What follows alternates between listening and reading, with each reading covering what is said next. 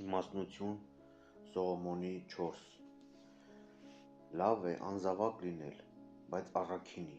որովհետև առաքինի մարդու հիշատակն անմահություն է, որ ճանաչվում է թե Աստծու կողմից և թե մարդկանց։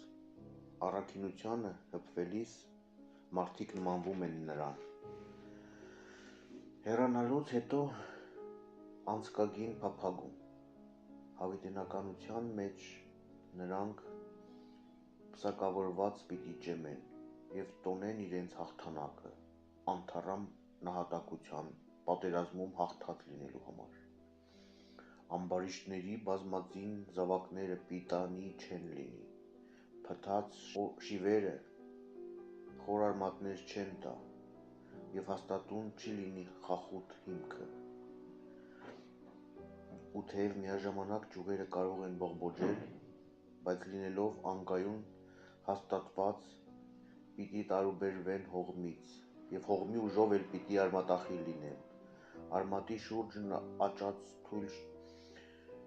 շիվերը պիտի կոտրատվեն։ Ժամանակին չի հասունանալու նրանց պտուղը ուտելու համար, և ոչ մի բանի պիտանի չի լինելու։ Ապօրինի անկողնուց ծնված որդիները դատաքննության ժամանակ իրենց ծնողների անբարոյականության վկաներն են լինելու, իսկ արդարը, եթե ժամանակից շուտ էլ վախճանվի, հանգիստ կգտնի։ Պատվաբեր ծերությունը ոչ երկարակեցությամբ է չափվում և ոչ էլ ապրած տարիների թվով, այլ մարդու համար իմաստնությունն է նրա ալեհերությունը, և անարատ կյանքն է նրա ծերության հասակը։ Կար մի արդար մարդ, որ հաճելի եղավ Աստծուն։ Աստված սիրեց նրան, և նրան իր կենդանության ժամանակ մեղավորների միջից փոխադրեց երկինք։ Նա հափշտակվեց, որպեսզի չարությունը չայլափոխի նրա իմաստությունը, կամ նենգությունը չխաբի նրա հոգին։ Անզգամության չար նախանձը շեղում է բարուց, և ցանկասիրության կիրքը խուճապի է մատնում անմեղների միտքը։ Այդ արդարը կատարելության հասավ կարճ ժամանակում, և որովհետև նրա հոգին ցանկալի էր Տիրոջը, ուստի նա տագնապեց չարերի մեջ, իսկ մարդիկ տեսան դա և չհասկացան,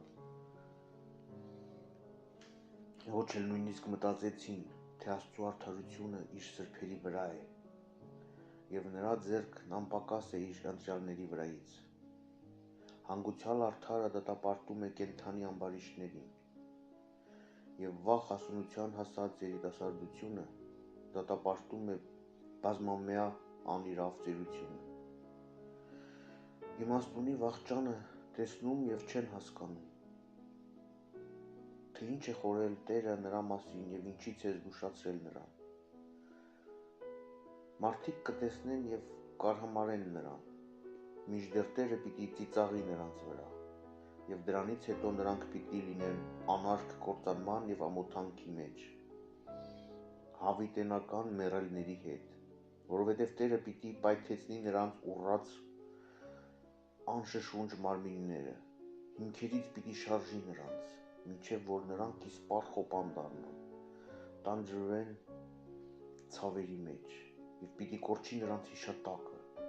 իրենց կուտակած մեղքերից տագնապած, նրանք պիտի հասնեն դատաստանի օրվան, և նրանց գործած անիրավությունները պիտի կշտամբեն նրանց ճակատ առ ճակատ։